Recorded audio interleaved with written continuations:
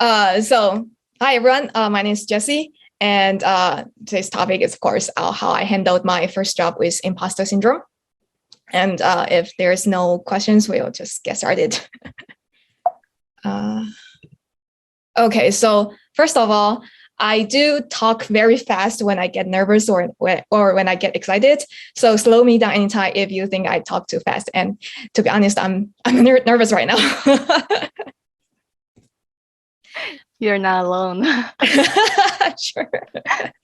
Okay, so today's agenda, first we're gonna talk about what is imposter syndrome, and I'm gonna introduce some of my background and what caused my imposter syndrome. And next, I'm gonna talk about some steps that I took to overcome the syndrome. And the last part would be some things I think a new UX designer may want to know. So pause me anytime if you have any question, and feel free to ask any questions. So I believe most of you or a lot of you already know what imposter syndrome is. But if you don't, here's a brief introduction from Google. Like, imposter syndrome is loosely defined as doubting your ability and feel like a fraud. Like you question yourself, like if you deserve the accolades. So now that we know a little bit about imposter syndrome, let's take some icebreaker activity. Like I'll send the link in the chat, and it's just gonna ask what caused, or if you're experiencing imposter syndrome, what caused it, and if you haven't, but you think you will, like what may cause the imposter syndrome. And let me send this link right now. It's gonna just lead you to a Google Jamboard, and let me know if you can. All right, I see people in. Great. So yeah, what cause or may cause your imposter syndrome? You can grab the sticker from here, or you can create new one using the sticker icon here. And we'll give everybody a few minutes. Okay. Looks like we have a lot of feedbacks right now. And I see that a lot of it's like lacking experience, and for sure, because like when I started, I was new, right? Having no experience, that's of course, and hope the steps that I'm gonna share later helps a little bit with that. And I also see like fears or like thinking too much, overthinking, and yeah, it's kind of have to change the mindset, and hopefully we can cover that later as well. Coming from different background, that I'm same there.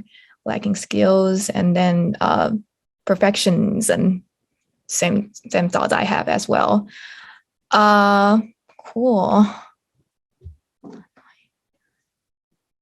That's really perfect. Like I really see a lot of different reasons for imposter syndrome, and those are like solid and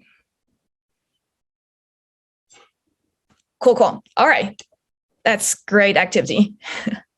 And how do I, like, there's the Zoom, there's a toolbar here that's blocking my view. Okay.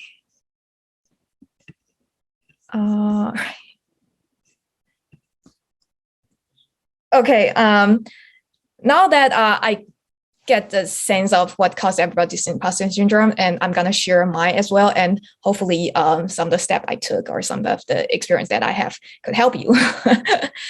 So first, I'm gonna introduce a little bit about my background, and then I'm gonna talk about why that caused my imposter syndrome.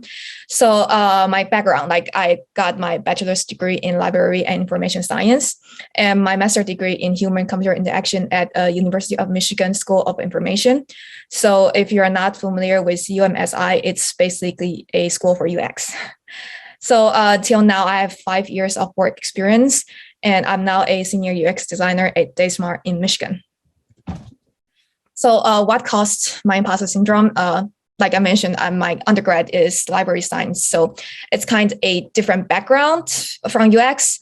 So like I know nothing when I transferred to UX track. And during my 2 years in UMSI, like I was surrounded by a lot of talented students.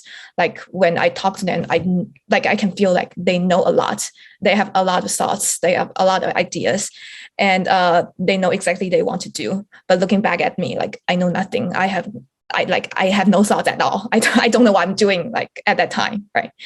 And like I feel like only me has that feeling, and there it comes to imposter syndrome, right? Even when I was still a student. So after I graduate, my first job is in a bank called Comerica Bank. It's in Michigan.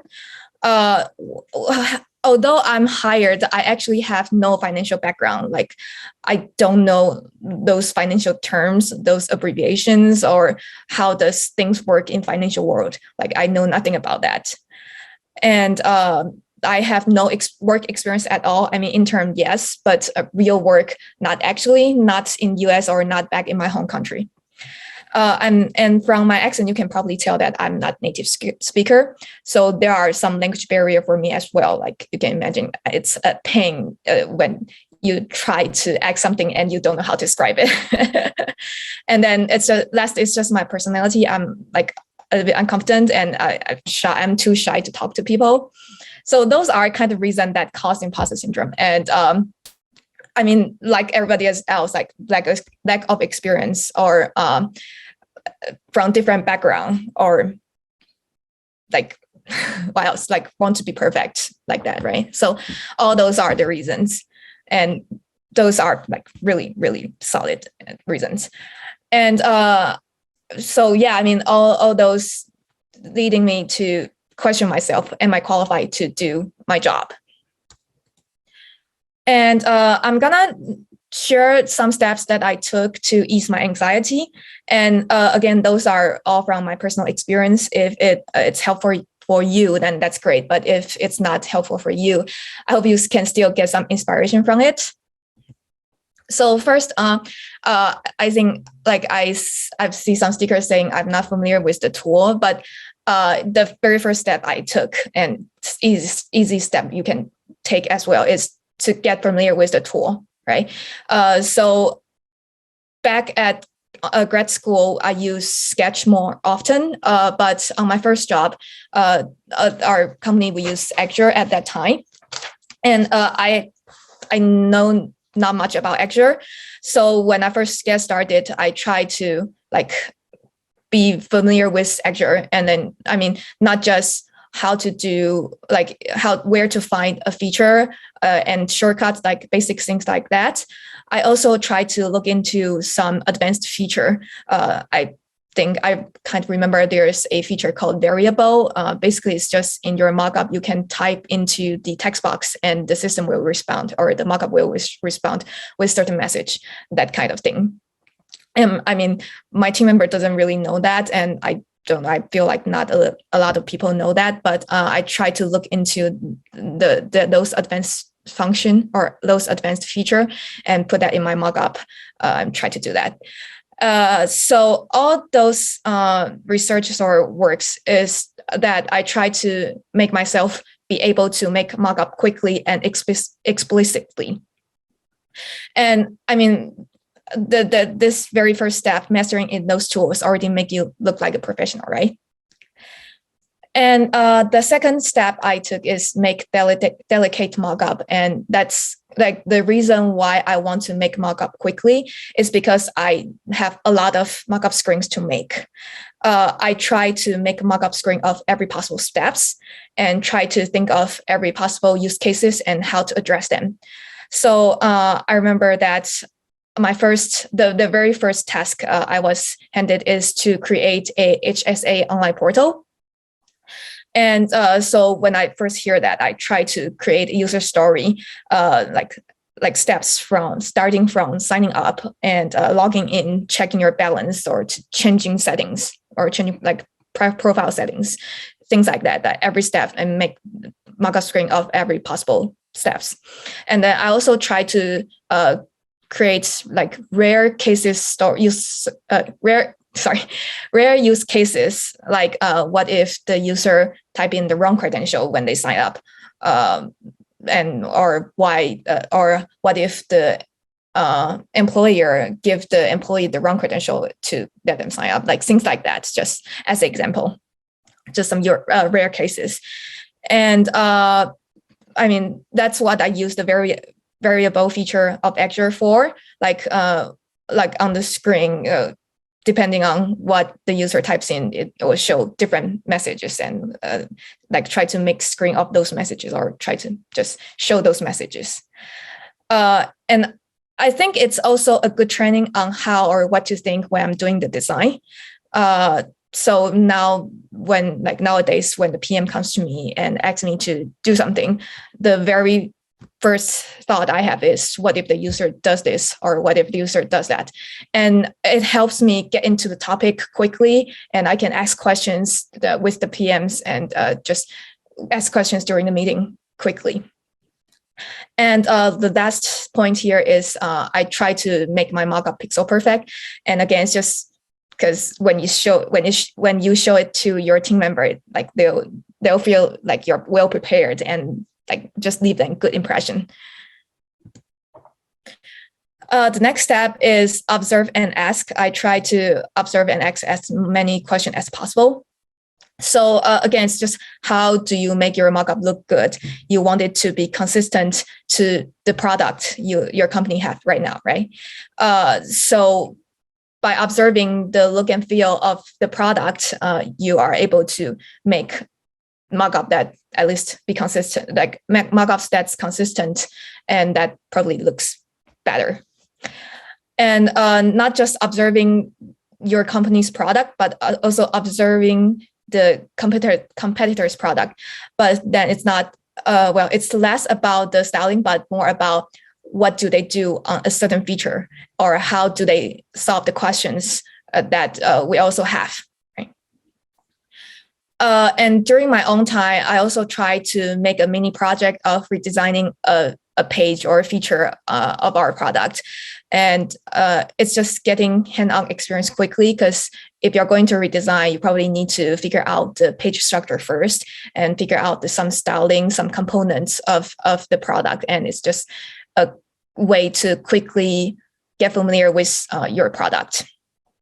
And last, although I'm very shy, I try to force myself to ask for feedbacks proactively. And it's not just asking, how does my mockup look like, but also asking my team members or my mentors, like, is there anything that I can do to make myself better? Or is there any room for me to improve? And I mean, those observing or those mini projects can be done at your own time, or like during the more free days, right? And the very last step is changing my mindset. And I mean, like a lot of people, I want to be perfect on my first day. I want to perform perfectly in front of my team.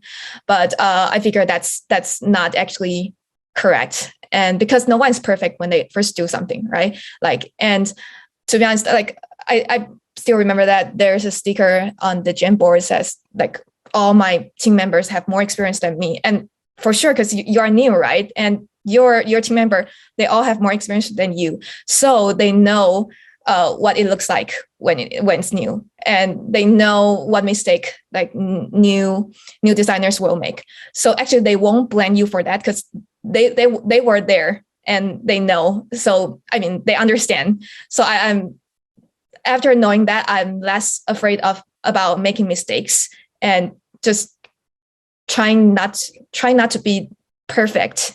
I mean, of course, you want to do things perfectly, but just don't force yourself to be perfect. That's what I'm trying to say. And also, I try to consider my coworker as friends, because they have more experience than you. And when you share your feelings or ask questions to them, they have a lot of stories or experience they can share. And I really learned a lot from talking to them. And next is about failures. So I still remember there's a time that our design was not implemented by the dev team. And what my mentor told me is that it happens a lot, and don't see it as failure, because what's more important is the process, not the result. Although it's not implemented, we learned a lot from the process, and that's the most important thing. So I guess the whole point of changing my mindset is, don't try to be perfect. And it's okay not to be perfect, because your team knows, like, again, they have more experience than you. They know what it looks like, and you and your team are together. You can rely on them instead of just need to be perfect in front of them. So to sum up, the way I gain confidence is by one, obtaining hand-on experience quickly, and two, like get affirmation from others. So now that I shared some of the steps I took, what about you? Are you like inspired a little bit? What's the step you think you can take to ease your anxiety? So we can come back to the Jamboard, and there's a second Jamboard, and you can share some here. You can share some ideas that comes to your mind, and we can talk about that. I have to say, I really love the one that says, keep telling myself that I do belong and ignore the negative thoughts. That is exactly what I say to myself every time when I have that thought. That's true. Don't be afraid of failure. Wow. That's a really good one. Yeah. Ask question. Oh my God, yes, definitely. Definitely. Ask for help when you need it. CJ, I think I say that to you all the time, right? Ask for help when you need it. Yeah. And then you realize you're surrounded by so many loved ones and supportive ones, you know? Yeah. Yeah, that's really great, right? Yeah. Like just changing your mindset and try to get experience from others. From like coworkers, or even from TED Talk, or even like the activity like this. That's all great, right? Great way. Agree. All right, that's great. Okay, coming back to any more? All right, coming back to our slide.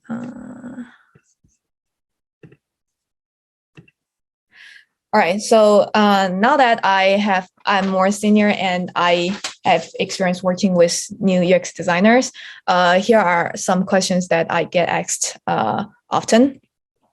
So first, a lot of new hires, when on the first day or even during interview, they will ask like, Jessie, what does a UX designer's day look like, or what does your day look like?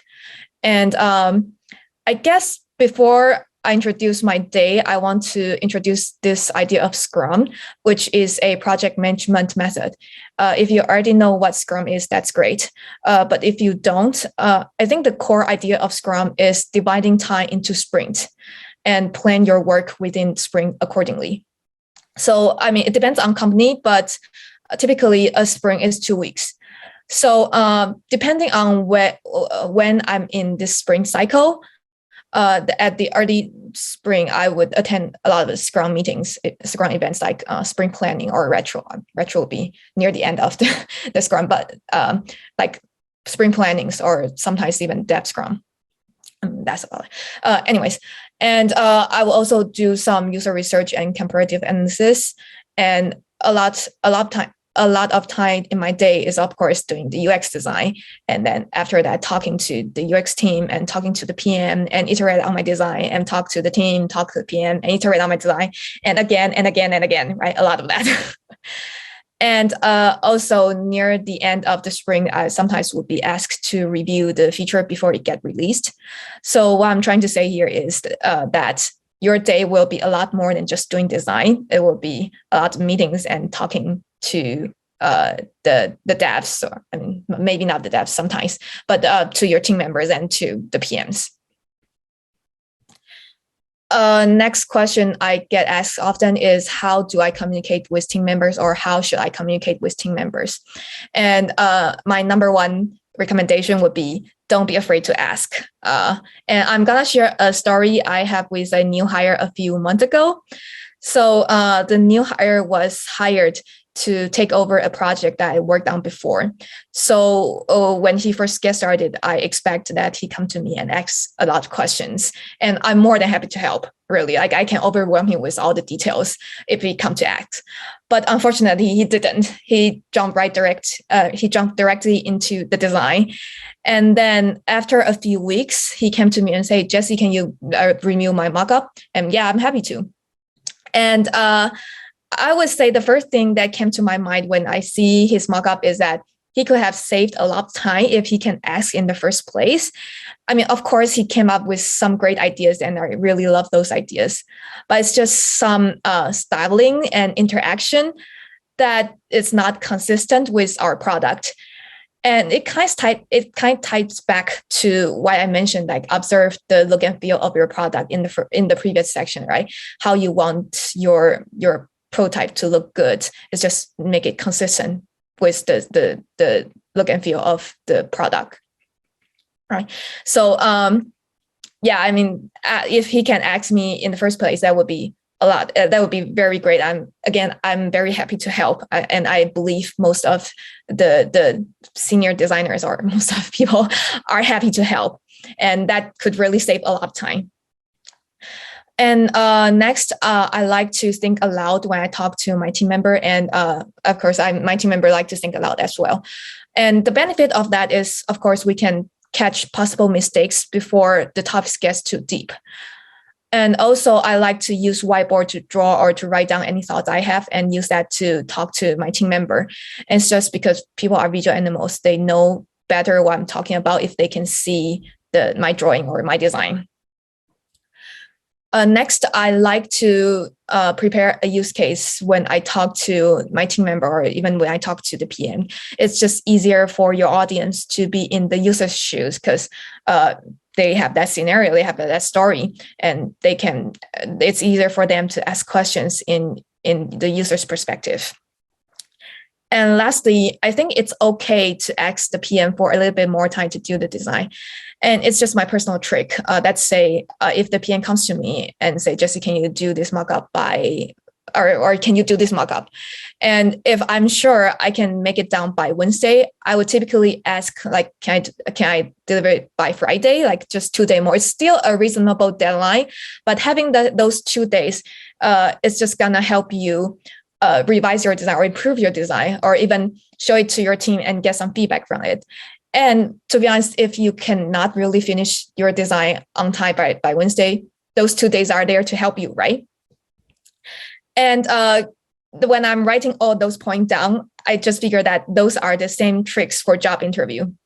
So I mean, in some job interview, I've definitely see some interviewees, when we ask question, they just jump directly into the answers and just jump directly showing their thoughts, showing their designs.